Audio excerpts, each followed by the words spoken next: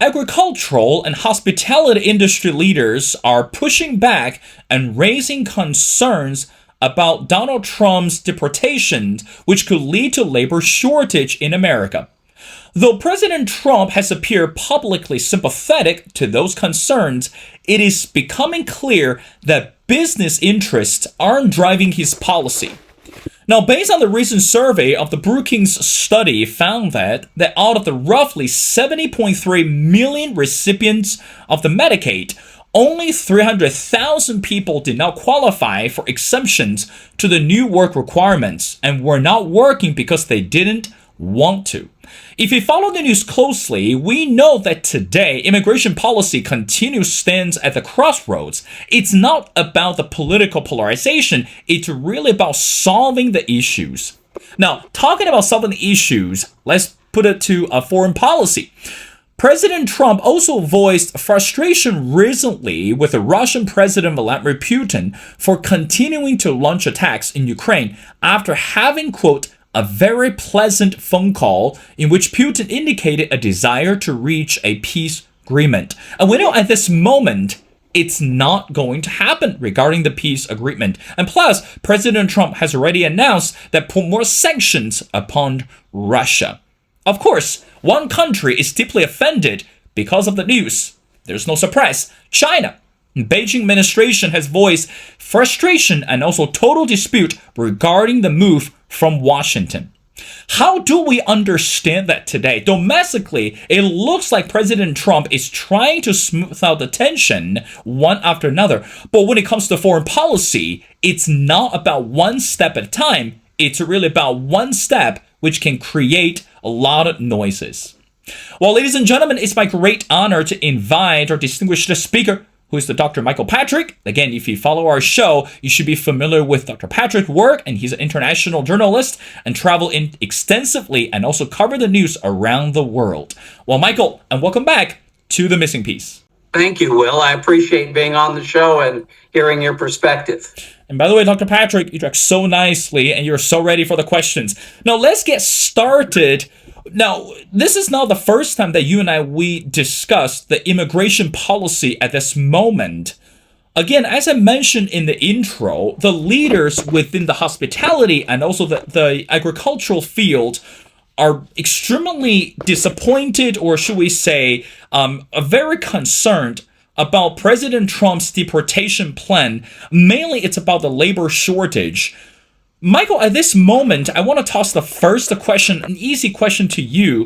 Why is President Trump's immigration policy not only facing criticism from the Democrats, but also right now within the GOP party, the bill is also facing more criticism? What happened? Is President Trump going too far, or is he actually doing something uncomfortable in order to make it work? Your thoughts?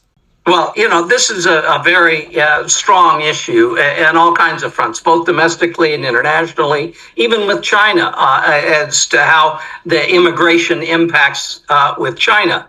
But let's just look at it from a practical point of view. It was very popular to talk about reducing the uncontrolled flow of hundreds of thousands of people across the border. They've reduced that. I think the last number I saw was like 93%. And I've heard other people say even use higher numbers in terms of people coming across the border. But the idea of capturing that overflow in the United States, when that topic would come up, Trump was very good about talking about the criminals and the gangs and the drug dealers and all of that kind of population that was also coming across the border. Well, to get a hold of those people and expel them, you're really involving the legal system in terms of attorneys, and it's a much more one-on-one kind of basis for grabbing people and prosecuting them and getting them out of the country. But what they wanted to do was to demonstrate larger numbers of people to get them out of the United States. Well, they went where they knew people were. Unfortunately, these were people who were working for a living. They were the cooks. They were people that were working on farms, people that in some ways had already integrated to a certain degree in the labor force, but they could get larger numbers of people, put them together, and show a more demonstrable result. The fact of the matter is that this was not really prepared. It's not like the government had been working on a system or a plan where they had everything in place to make this happen in kind of a clean, precise way. So they're kind of making it up as they go along in terms of how are we going to cope with the fact that we need people in the fields. We need people who are doing the work that many of these immigrants were doing. And they were not breaking the laws. Many of them were law-abiding. In fact, some of them were grabbed while they were in the process of going to the courts and meeting with attorneys and following the proper process, and they were grabbed. So it's a real messy situation.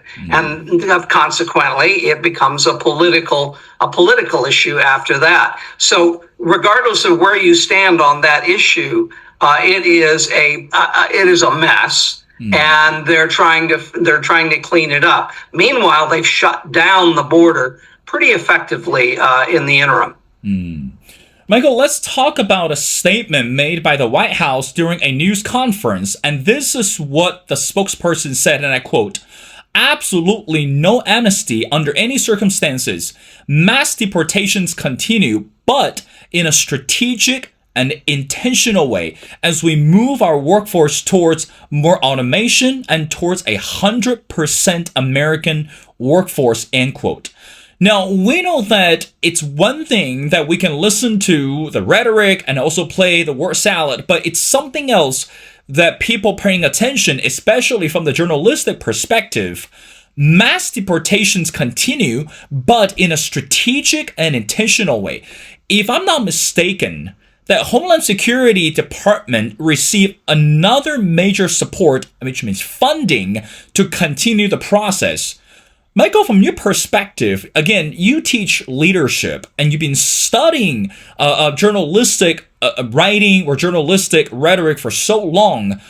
When we listen to the statement from White House, such like that, to say in a strategic and intentional way, what does that mean, the word strategic? And how do you think that under President Trump, for the immigration bill or for the immigration policy, it's being dealt in a more strategic way? Or how are they strategize those moves in order to make it more successful, or even, I dare to use the word, acceptable to both parties at this point? Well, you're right. It's a political issue. When those words are coming from the White House, these are political words. These are not decisions at a logistical level.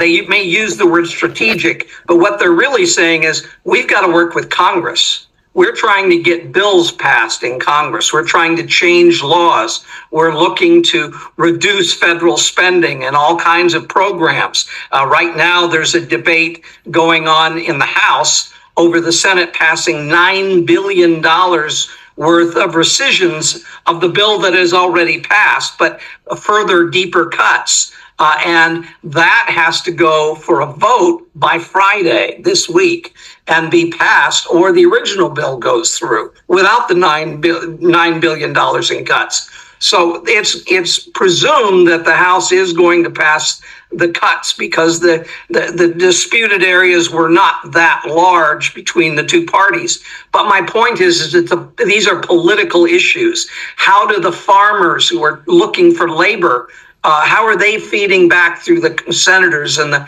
their congressmen to say, help, we need some direction here in terms of how we're going to cope with ICE and what ICE is going to do and how ICE is going to put its plan into place. I mean, I was watching the news, and there was one of the more spectacular moments was when ICE went in and raided a marijuana farm in California and found minors who were involved in work, and there was question they were didn't have parents with them, and so and undocumented, all kinds of those kind of salacious reports that come out.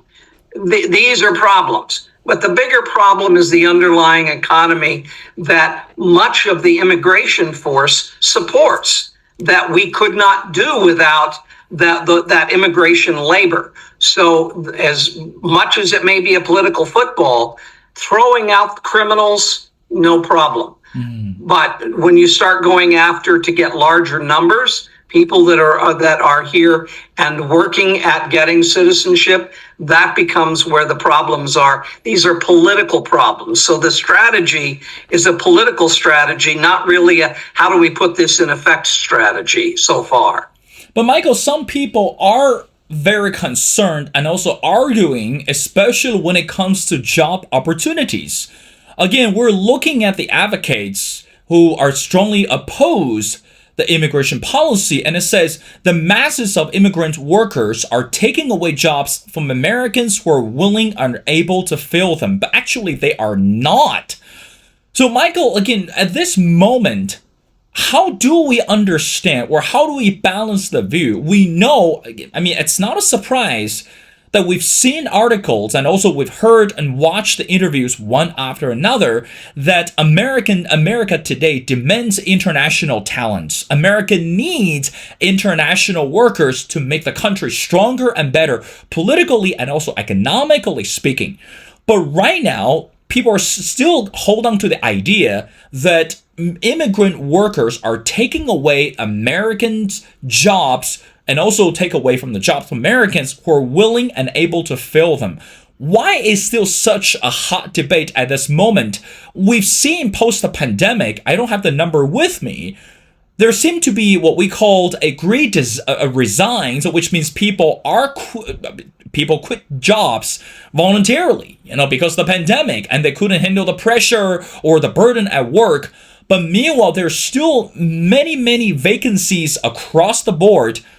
Immigrants are actually helping. They're not taking away the jobs. But some people are not buying into this reality. They're saying, oh, we got to keep them out because Americans cannot be homeless on the streets, or Americans cannot afford to pay for the groceries, and simply because we don't have jobs. What is your take on that? Oh, I mean, if you look at what's happening in inflation, and America has done a fairly reasonable job of trying to keep it under control. It's running like 2.75 or something on the inflation month to month. But we're looking, the price of eggs might be up $27 over last year. So we're looking at some $27 in terms of the purchasing of basic foodstuffs like eggs. This is a problem. The system that Trump wants to build, which has to do with more industry in the United States, that takes a while. That doesn't happen overnight. Putting companies together, building infrastructure, getting all of the raw materials. Now we start talking about China and the need for that relationship with China to get what it needs to build its own industries in order to provide new kinds of jobs. It's not an overnight turn that you suddenly have this informational AI-based economy that you can do without the labor force. That's not going to happen overnight. I look at what's happened with China and a huge record-setting influx of Chinese crossing the border into the United States for work 3 years ago. That's tapered off some, but they're responding. It's like body temperature. They're responding to problems of COVID and other things that were happening in China. And I watch on the news as France and Britain talk about one-on-one trade. Will you send one boat to us? We'll send one boat to you. I mean, ridiculous kinds of trying to come up with solutions for immigration, which happens much more quickly than building the infrastructure to create the jobs and to provide a workforce capable of doing those jobs. We are very dependent upon an immigrant population. That is how America got started, still is. But the infrastructure to change into the kind of world that Donald Trump is looking to build, that's not happening overnight. That's why you see all this tariff going on, and it's about trying to balance and be able to build and get businesses here that can bring businesses into the United States that can build that infrastructure. So we're looking at a game in play, and it is like what change these days is like whitewater. If you go and look at the churning water of whitewater that's going on behind a boat, and it's creating a lot of whitewater, and that's what we're trying to deal with, is the whitewater of change. We are not prepared in the United States to deal with it adequately yet, and that's only one of several issues that are going on that are affecting everybody, whether it's China and Russia or Ukraine or immigration in the United States. All of these areas are plagued by significant changes going on that affect all the players. Well, let's talk about international news. Michael, let's talk about foreign policy. If I can, I remember last time you and we had the conversation, I borrowed a phrase from former British Prime Minister Winston Churchill, and he once said, America always knows how to make the best decision after exhausting all the possibilities. Now, let's talk about what's happening right now in Russia, in Ukraine, and also, of course, related to the war in Ukraine at this moment. As I mentioned in the intro, President Trump finally put his foot down, again, expressed his strong frustration towards Vladimir Putin. Initially, President Trump believed that through the phone call he had with Putin, he had a deal with Putin about end the war in Ukraine and try to reach a peace agreement. Now, Dr. Patrick, again, I am no politician, but based on what I read and the conversation I heard, President Trump was played, or I dare to use the word in the media, it's fooled by Putin this time. It's not about ending the war in Ukraine. It's not about reaching the peace agreement. It's simply Putin never has the desire to end the war and never has the desire to give up the territory which belonged to Ukraine. And of course, China and Beijing voiced a strong frustration after President Trump announced the new sanction upon Russia. We know that China has been one of the crucial and the key players to buy oil or resources from Russia.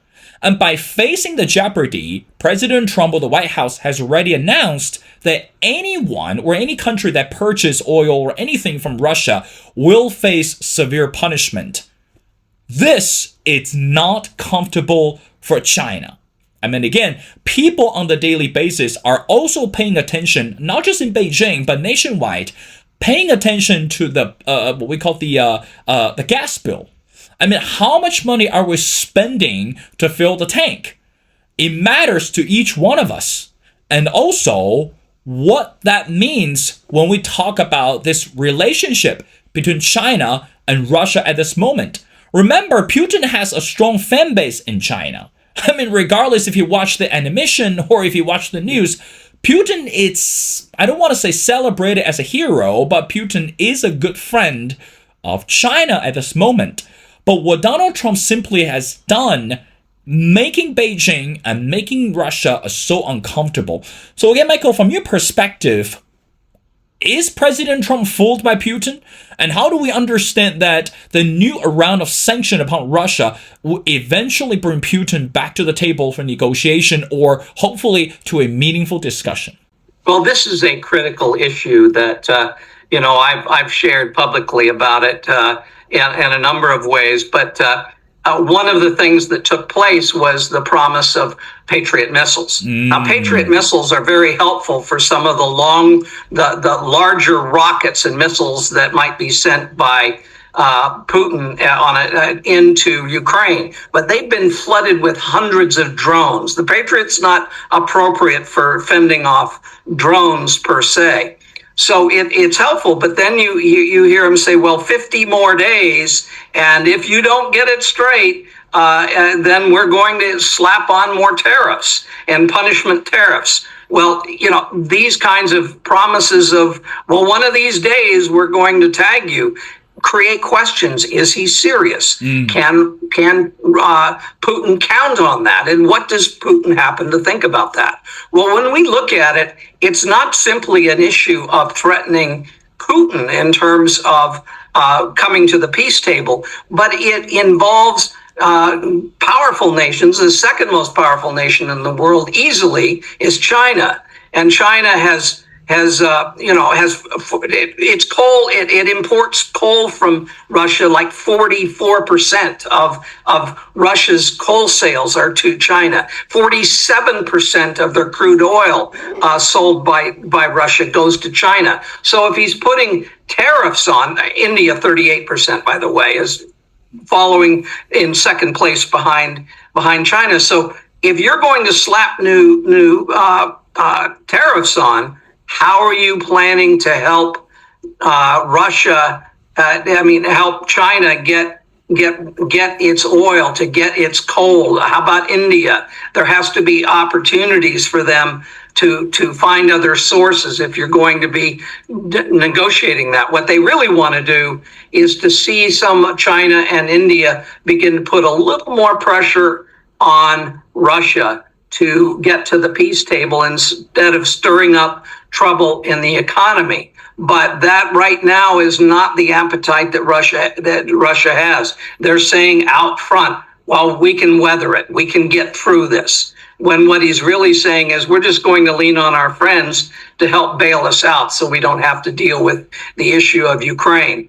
But there is a mega deal that is just now breaking that is going to see help Ukraine deal with the nightly attacks. The United States is using the phrase mega deal, but it's really about pouring a lot more money into the infrastructure of the drone making in Ukraine. When years ago, when Russia pulled out of a lot of its weapons manufacturing in Ukraine, what was left behind was a lot of people who knew how to do this. We've seen Ukraine be very successful in its drone attacks. I mean, remember hitting the spider's web, they called it, hitting the bombers deep in Russia.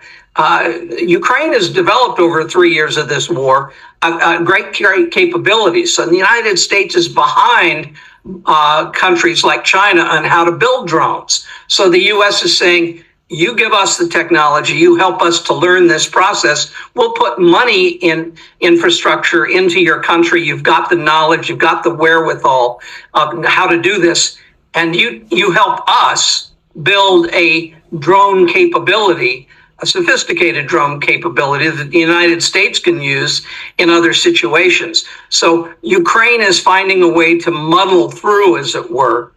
I do not know why China and India put up with the kinds of misbehavior going on by Putin in a war that's costing them money, that's costing a lot. The economy of China is affected in some measure by all of these tariffs, which are a problem that have to be addressed more directly. So, I'm expecting to see if there is a meeting in October. I hope by then they've been able to get past the issues that are created by Russia's intransigence on the Ukraine issue. That costs Russia nothing to solve that problem, but it costs other nations a great deal to have Russia stay engaged in these problematic issues in Europe, because it's not just the United States, it's all of Europe who are waking up on this issue.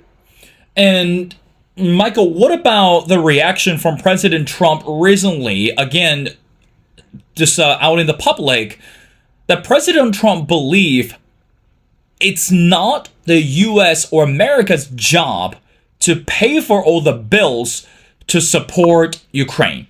So in other words, NATO or European countries should step up more. So in other words, we know, we discussed this many times, President Trump is a businessman.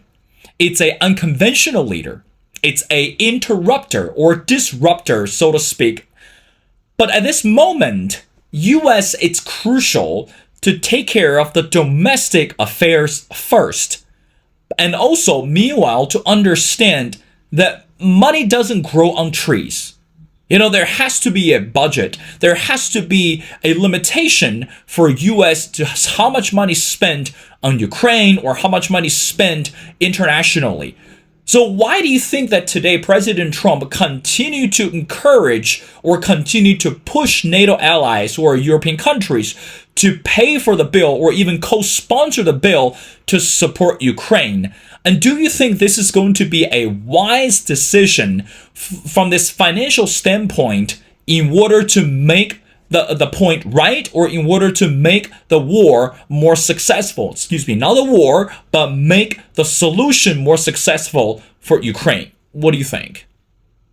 Well, I think Europe. I'm living in Lithuania, and I can tell you that every nation around us is taking this war seriously now. A year ago, maybe not so much, but you're seeing every nation is investing pretty significantly based on their past, and fairly rapidly based on their past, investing in their own defense. Nobody is of the belief that this war is going to go away anytime soon. They have a much more darker view of what Putin's likely to do, and than Trump has had. Trump has been a little bit too much on the rosy side of things, for whether it was for rhetorical purposes or not. He really hasn't clipped and put any pressure on Putin yet. That fleet out there that is moving a lot of crude oil, the ghost fleet as they call it, all of these other things that he might have done already to try and put the pressure on Putin. Putin is in trouble. A lot. His revenues from oil and coal and other things are down up to. I think I read one of the numbers was down 7%. The money is not there, and India and others are trying to help out, but it's not going well for Putin in the long run.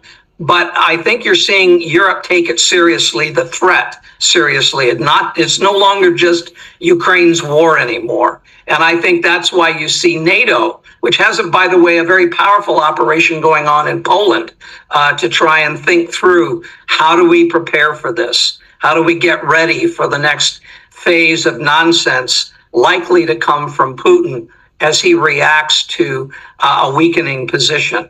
And that's, in fact, what's happening right now. And the question is, what's next? What happens in 50 days? Other than every 50 days, that's 50 days of civilians dying because Putin hasn't even been willing to give up killing civilians. If he had just backed off to a military-only kind of approach, that would have been one thing. But he's been depending on fear and terror to advance where he couldn't take ground. He couldn't take it on the ground. So this is going to get more serious. If the U.S. puts a lot more money into drone warfare, that's going to hit Putin pretty hard in that way. Maybe not long-range missiles, but they will see a lot more problems with drones coming out of Ukraine in the very near future if this mega deal moves forward.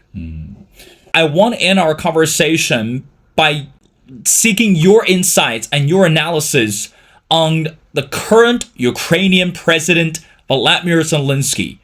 And we know since the war broke out until today, this guy, President Zelensky, has been working tirelessly, again, travel internationally, asking for support.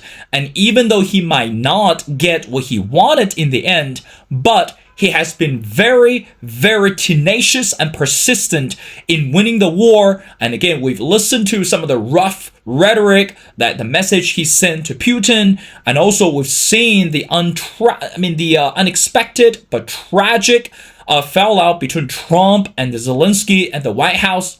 But right now, from leadership perspective, from your perspective, how do we evaluate someone like Zelensky at this moment?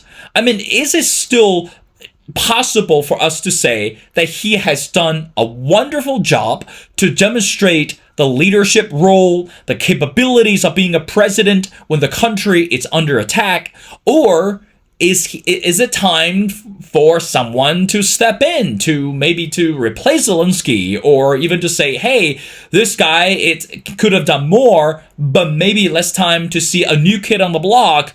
What do you think of that?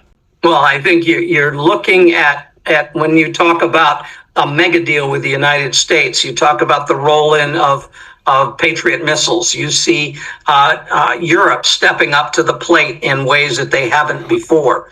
I think all of these go hand in hand with the changes in government that Zelensky's been putting into place. He just promoted a woman to the new prime minister, a young woman with a proven track record. He's changing some of the positions. I don't think that's happening separately from the closer role that the U.S. is looking to play in Ukraine, on the ground, looking at drone factories and other kinds of efforts to provide a way of dissuading Putin on the ground. One of the things I would keep an eye on is what's going on with China and Russia, what's going on with India and Russia, and how much flack do they want to take over Putin. And Putin provides a great deal of energy for both of those countries. But we may see that they may put some pressure to bring some pressure to bear on trying to keep this from being such a troublesome situation for both of those countries. And it is. So, and it doesn't need to be.